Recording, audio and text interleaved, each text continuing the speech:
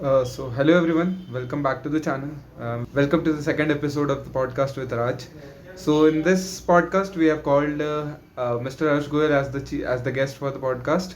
And those who don't know who ArshGoyal is, so he is a content creative on YouTube as well as on Instagram. He has more than 1.5 lakh subscribers on both the platforms, and also he is a software developer, senior software developer at Samsung, and he has done many seminars in IITs and ITs, and recently he came to our college also. I did the interview with him.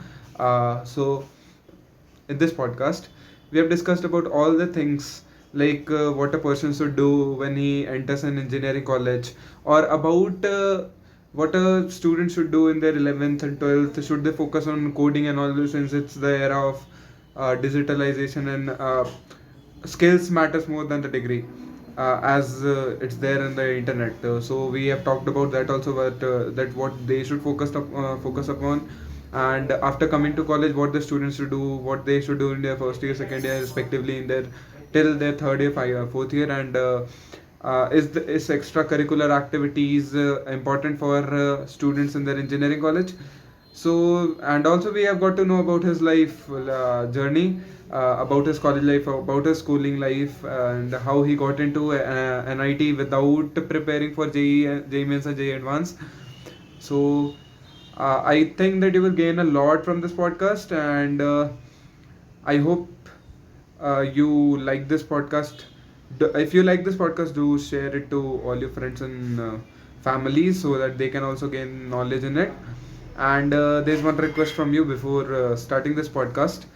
Please do subscribe the channel and like this podcast, so that we can reach out to more people. Uh, so hello everyone, welcome back to the channel. This is our second episode with podcast with Raj, and we have Mr. Arsh Goyal as our second guest on this podcast. So those who don't know who Arsh Goyal is, so he is a person. He is a YouTuber. He is also an influencer on Instagram, and I can't give his intro. Let him only share about himself. So hello sir, if you can Hi introduce Raj, thank you so yourself. much. Thank you so much for inviting me on your channel. Super excited to talk to you about so many things, right? Giving a brief introduction, I work as a software engineer at a big tech company. Apart from that, I create content across multiple platforms, be it YouTube, LinkedIn, Instagram, the type of content that helps engineering students get to their dream companies, the roadmap, the gap between tier 2, tier 3 colleges and tier 1 colleges. That is something that is not help. That is like very that has increased to a huge amount, but that is something that we need to reduce, right? So giving more opportunities to students, making them more aware about things, so that is something that I work around on. And yeah, looking forward to talk to you. First of all, thank you for accepting my invitation for this podcast. So, you, as we met, and you told that you started your YouTube journey in your last year of engineering. So it was like in 2022 or what, 21. 21. 21, yes, it was in 21. And recently you have crossed 130k subscribers, right? So, within 1.5 year, you got 130k subscribers. So what is the secret of that?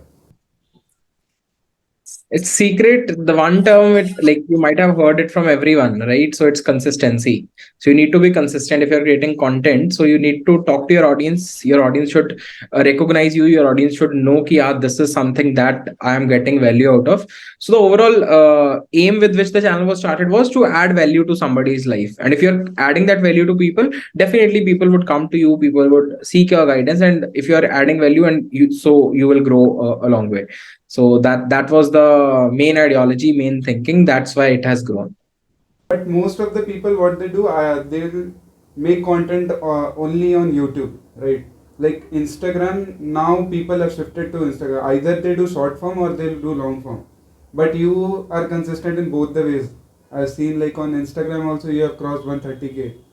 So how you got idea that you should be active on Instagram also and posting about this? See, what has happened from the past 2 3 years is like after COVID, generally the attention span of people has reduced a lot, right? Earlier we used to watch videos, right? So we could easily watch a 10 minutes long video. Now Yeah. we want everything very quick. Yeah. Everything should be on fingertips. Now the information that you can provide in a 10 minutes video, people need that in a 1 minute reel or a 1 minute short. So everyone has been transforming to short form content, and these platforms are also promoting short form content, be it Yeah. Instagram or YouTube Shorts. Yeah. So with that time, I started creating content on Instagram. I started very late, like it's just 7 8 months. I've started on Instagram, Yeah. but I saw different patterns. Like people were more appreciating content on Instagram because it was short form and it was not taking a lot of their time, and they were ready to see that. And you get diverse kind of audience from Instagram also, because you'll find every person who is from an educational background to a businessman to a doctor. So different kind of audience was there on Instagram. Yeah. So trying to create that niche for coding, for programming, for software engineering, and then let's say we talk to them, we understand what their problems are, because many people don't watch YouTube, they scroll Instagram more, right? Let's say if you're traveling, you're in a bus, Yeah. so you're more likely to scroll your reels rather than watching a full YouTube video. Yeah. So, and majorly the audience that I cater to is college students or working professionals, and for most of them there's a lot of time of travel when they go back from college to home and home to college, and same as the working professionals. Yeah. So that is the kind of audience that maybe would want short form content. So I started creating that, like kind of an experiment that is going on. Not very sure on how it would go forward, but yeah, this is something that was my thought process. Okay. So how how you got like in fourth year you got the placements, then you got an idea that now I should start a YouTube, and randomly you got the idea, or from before itself you had the idea that I'll be doing YouTube and all later when I get placed. No, there was no nothing like that. I was not even sure that I would do YouTube. It was just that I wanted to speak to people. I wanted to talk. That is something that I liked a lot, right? So when COVID hit, so these opportunities of going to seminars and speaking, talking to people in networking events, so that were very reduced, and we didn't have anybody to talk to. And like I was kind of free in my last semester, so I thought of creating a video and putting out on YouTube. Before that, I never followed any YouTuber. I didn't know about YouTube. I just made a video, put it on YouTube. It got a good response, and after that, the journey started. There was nothing planned. It was just a random thought came one day, and it started. Okay. So, let's go in your class 12th or 10th. So, while you were in class 10th, you chose science. I guess science only because later on you got into NIT, right? So, you chose science by your choice, or it's just parents think that either you should have biology or either you should have this engineering or go for doctorate. There are two options also most of the I was time. very conservative at that point of time. I was not aware of how things would work in future. I was not aware of these career options that might be available. So after 10th, my school only had two options, either a medical or a non-medical. They didn't have commerce, they didn't have arts, right? So I just wanted to continue in my school without thinking about what is happening, what would my career be. So I just had two options. Everyone was either going for medical or everyone was going for non-medical. That was the only choice. I was not knowing whether I would become an engineer after non-medical or a doctor after medical. So that was the kind of awareness. There was no internet, fast running internet like Geo at that time, right? So it all came in after Reliance Geo, that people have started being more aware, looking at content in the way they are that is being looked today. So at that time we didn't have any awareness, like teacher, school, we were not aware. Neither were parents aware. So it was just out of no choice that I went into PCM in class 11. And then you started preparing for IIT JEE in school life itself with coaching and all. No, so I was good at academia from the very start. I cleared NTSC national level. I was getting a scholarship throughout my college as well for NTSC. But in class 11th, right, I had an option to join multiple coaching institutes in Kota in Chandigarh for my preparation of ITJ. But I was not aware. I was not aware of things. So I was there was a conviction that I should stay in my city only and I should continue the school. So I did that. 11th and 12th, I prepared for CBSE boards. I was looking forward to get a very good CGPA, very good percentage in CBSE class 12th. There was no preparation altogether for IIT at all.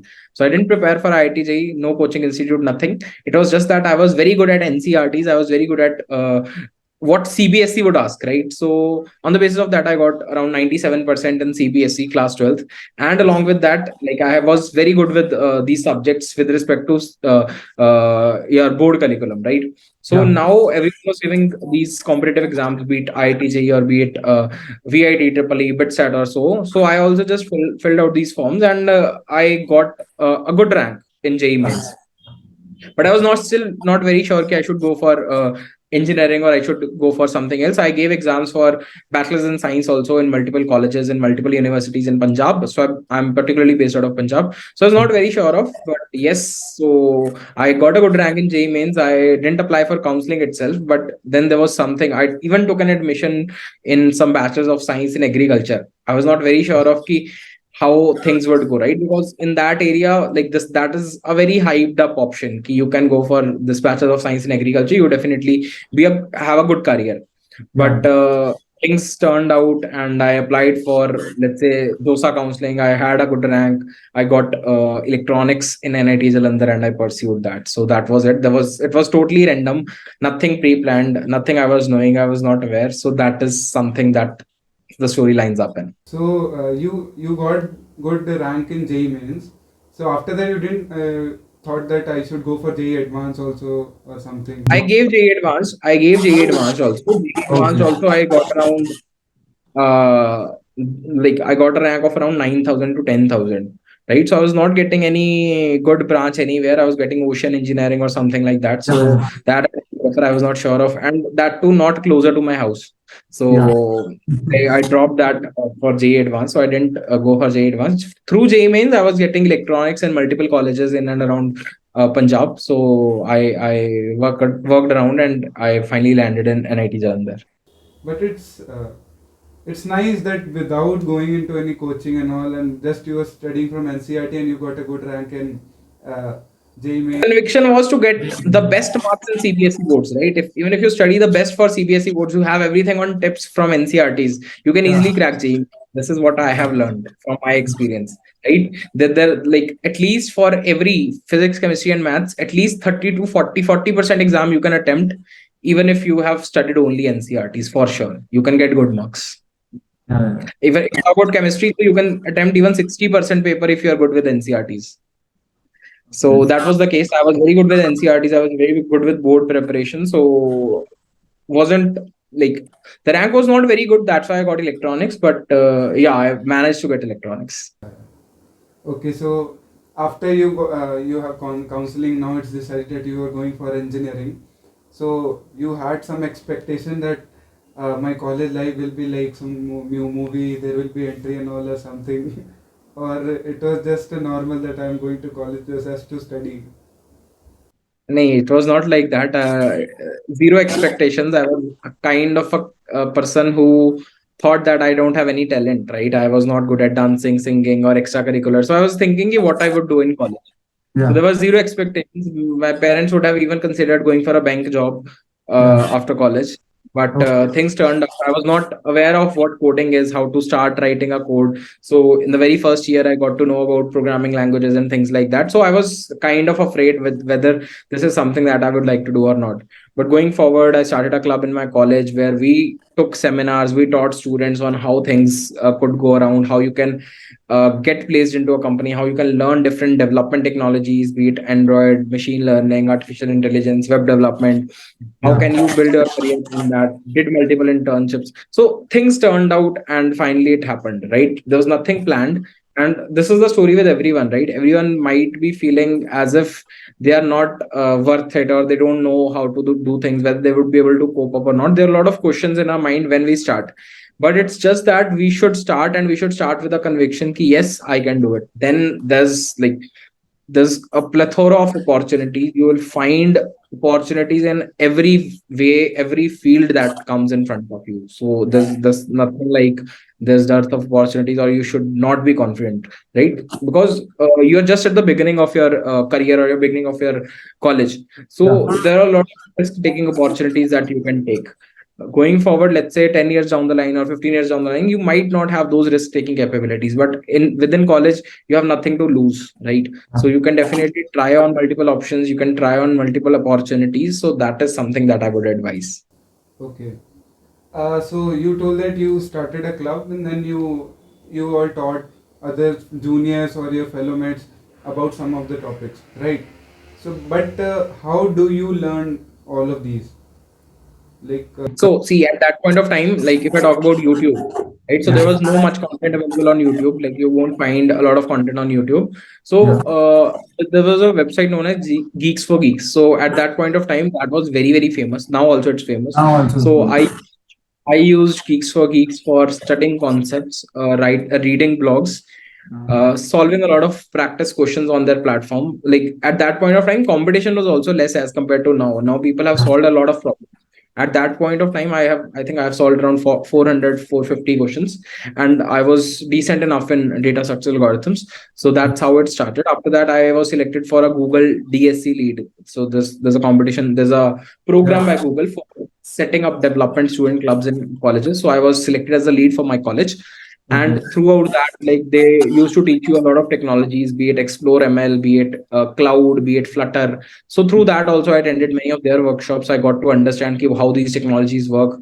Right. I took seminars on these technologies as well for my college students. So a lot of things happened, did some projects, participated in contests. So that was the thing that I did majorly. Nothing fancy, nothing like I didn't go for any course or something like that. So it was majorly about studying on your own. And I feel that's the best thing. so it was like you research about it and read blogs and then you practice questions. Yeah, that was the only case. And but nowadays what is happening that most of the students are aware, like some of the students have started coding in their class 11th and 12th itself.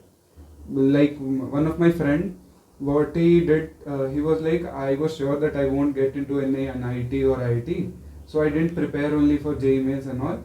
He started coding from class 11. He did some project and all, and he got some internship in 12th class itself. And while now he came in college, he did internship for whole first year, and then in second year he got a job offer.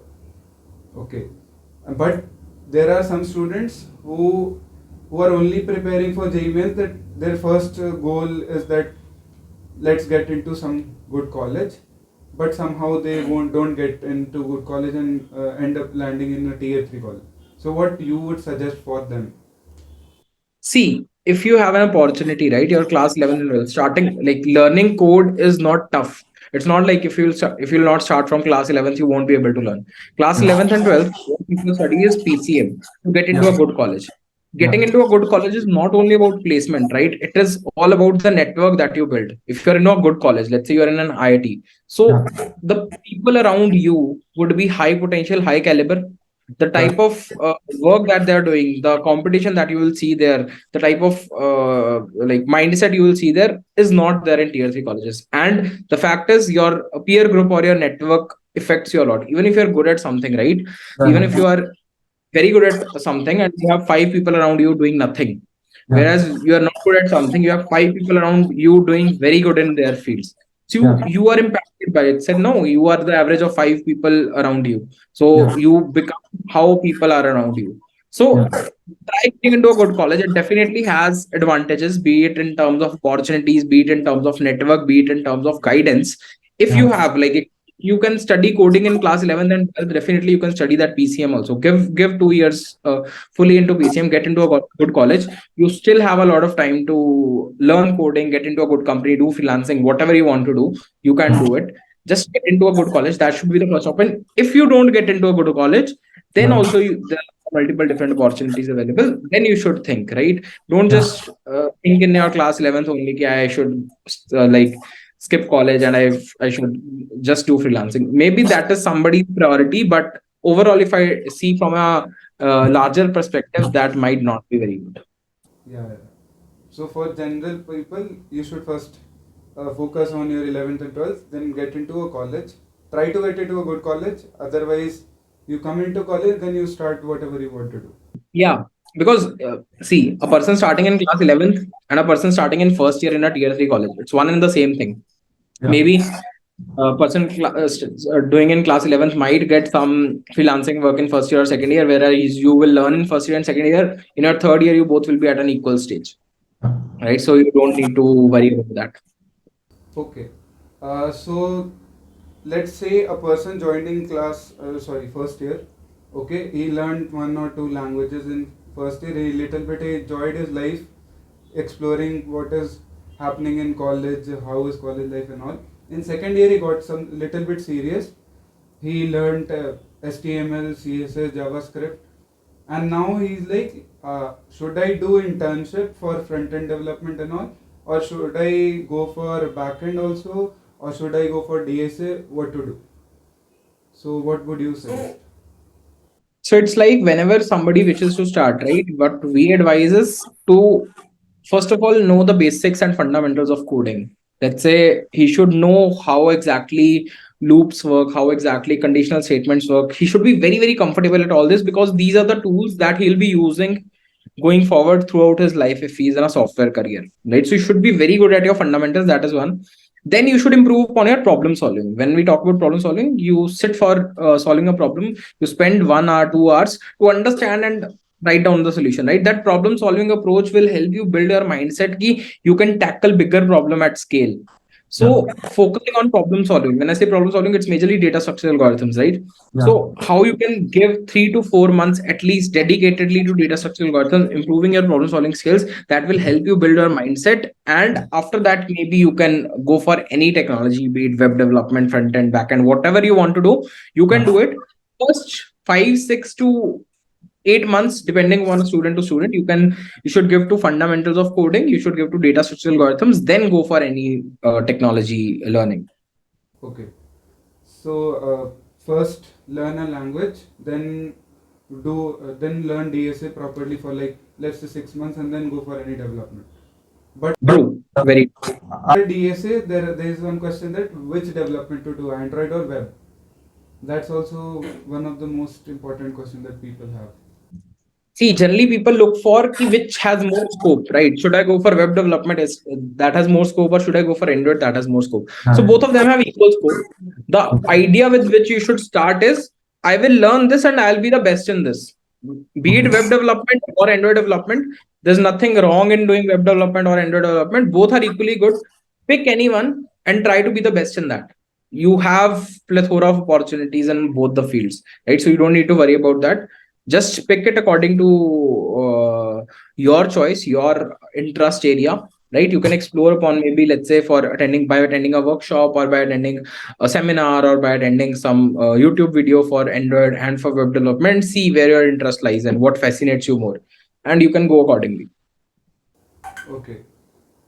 Uh, okay, but there are some doubts from audience that that the guy is in tier 3 college. He has less CGPA, let's say 6 or 6.5 something, and he's like, now I'm worried whether I will get my placements or not, and placement will come after 4 5 months. So what he should do? See, service-based companies, if we talk about in tier 3 colleges, mostly they would visit. And Yeah. for them, CGPA is important. But let's say if he starts working upon his skills, like Yeah. the idea should be he should try to improve upon his CGPA if at all he can. Right. Okay. If that is not possible, then he should focus upon his skills.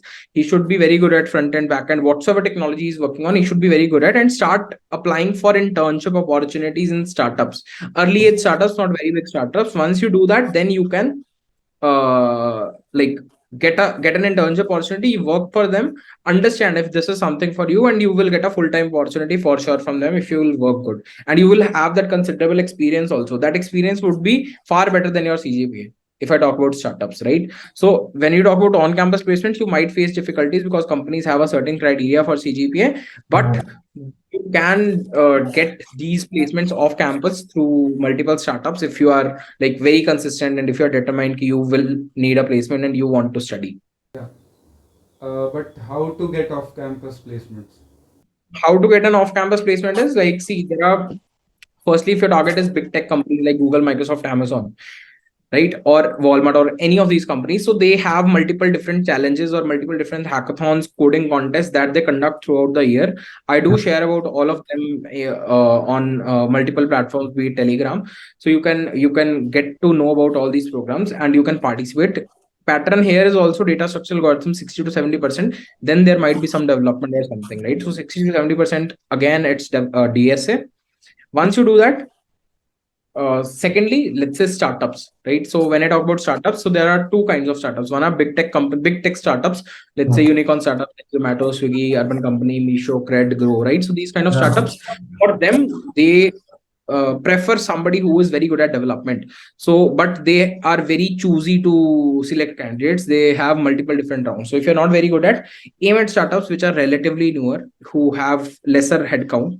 Just go Yeah. and text, email their founders, review their product, tell them that this is something that they need to improve on and how you can help or add value to it, and then send out an email. Email 10 people, 20 people every single day, and you might get one or two replies. That is something that you should practice, and you will get that off campus opportunity for sure. Okay. And also, how hackathons help in placements? Like, So nowadays, what companies are doing is, let's say they don't want like we should hire somebody on the basis of just one interview or two interviews, right? They want to see an actual work that a person can do. Hackathon is, let's say, 48 hours. You need to build a project, you need to submit. So there, a company can judge you that you have built this project on your own, and you would be an asset to the company. So it's, I would say, it's a better method of hiring that companies are trying to use these days. So almost all these companies have multiple hackathons or hiring challenges going on throughout the year, through which they hire candidates. So that is something that you should consider participating. Even if you don't, if even if you're not confident, you should still participate. You will get a lot of exposure. What kind of problem to work on? What kind of PPT to make on? How to present your idea? So that will give you confidence going forward. So you should definitely participate in all the hackathons that you come across. and also there is one question that after going into second year or third year, people get serious about their placements, right? But they are like now, first they are very much confused. Like you told that they should first focus on DSA, then you go for Android development and all. And but there is there one more thing in their life going on, that we should earn some money, that they have learned web development or something. Now they're like, either should I do freelancing? If I should do, then from where I should do freelancing? Where will I get my first client? And or should I go for internship in second year itself, or should I, he or she, wait till third year? So what they should do? So it's like, money you will earn for sure. If you're skilled, you will earn money. There's no problem. But firstly, you should think from a longer perspective, like what you would be doing after 2 years or 3 years, how well you will be able to sustain your freelancing career, because that is something that is on your own. There are many people who are just surviving on freelancing career, and they are earning like very good amount that they might not have been earning from their full-time job. But that is not the case with everyone, right? The stories are highlighted for people who have achieved that and who are successful, but there are many people who are unsuccessful in that also. So you need to evaluate what you would be doing after 2 years. Think of from a longer term perspective, that getting a job, let's say you are passionate about freelancing, also do it, but think ki I would get a placement also. That's an option, and freelancing is a backup option. And start continuing, you will earn money also. You, whatever you want. How can you start? You can start through cold emailing also. You can email your clients, you can tell them that these are the services that you provide, show them your portfolio, show them your testimonials. This is something that how you get a client, right? And Yeah. apart from, there are multiple platforms like Fiverr and Upwork, where you can go and build your profile, portfolio, work for people, get recommendations, and then start applying for more gigs. So this is the basic roadmap on how you should get started with freelancing, and you can earn a good amount of money. In college, like let's say if you are preparing, the multiple different other options like teaching assistants. In many of the edtech companies, you can become a TA, right? You can solve doubts of students who are enrolled in their courses. So you can easily make around 25,000 to 30,000 per month being a teaching assistant. So that is something that you can explore. So multiple opportunities, options are there with respect to earning money. You can be an educator, you can start teaching to code with, let's say, your college students only, or you can start teaching on some platform. That is also an option. So options are insane. You should look forward to these options and think from a longer perspective. That is only what I would say. Okay. Let's say a person, he got placed from his college. He was studying in a tier 3 college. He got placed into a service based company. Now after working for 6 months, 7 months, he got to know that now he wants to switch into product based. So what he should do now? Like, So it's the same, right? Within 0 to 2 years of experience, If somebody is planning to switch, so the parameters are all same. You would be tested upon your problem solving, that is data structure algorithms. Second, you would now maybe ask more about the projects that you did. So even if you're doing some good projects in a service based company, you should tell about those. If not, then you should try building your own personal projects. That is something, that is the roadmap. It's the same roadmap. So somebody who was 6 years down the line, 6 months down the line, or 1 year down the line is one and the same as somebody who is passing out from college. So you are considered a fresher in the industry from 0 to 2 years of experience. Okay. But talking about the project, there are many projects that is there available on YouTube. Like people have taught, and most of the students have the same project on their resume. So how to get differentiated from them? So it's not about different projects, right? Everyone can't have a different project. You Yeah. need to have some similar projects, but you can add some functionality that makes you different from others. Secondly, it's your presentation skills that would matter, right? Let's say there are two people both having the same project. One is having very poor presentation skills, one is having very good. So if you're good at your presentation skills, you are able to impress the recruiter or the hiring manager, then definitely you have higher chances. So it's more about how good you are at your presentation, and how can you add one or two more functionalities to the already available project to transform it. So that would make the difference. So these were the most these were the most asked questions which I got from the people. I did a poll on Instagram of that I will be doing a podcast from with you. So last thing, what will be your suggestion for the college students?